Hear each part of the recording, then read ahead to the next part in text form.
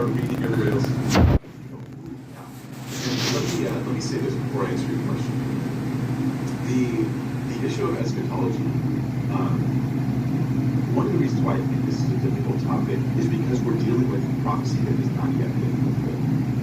Now, when we're dealing with prophecy that has been fulfilled, there's no question about the interpretation of it. Right? When Jesus comes riding in on a donkey into Jerusalem, guess what? We know that's quite literal. Look, he did it. When we deal with prophecy that's been fulfilled, there's very little debate to go on.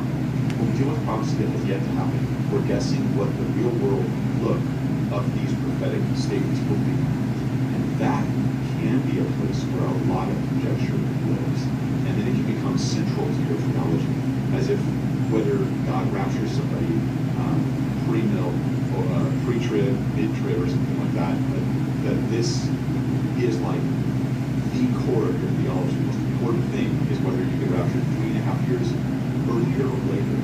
And I think that this is unwise. It takes too strong of a pillar in our theology. What we should do is trust the scriptures, try to understand it to the best of our ability, and wait and see what God does.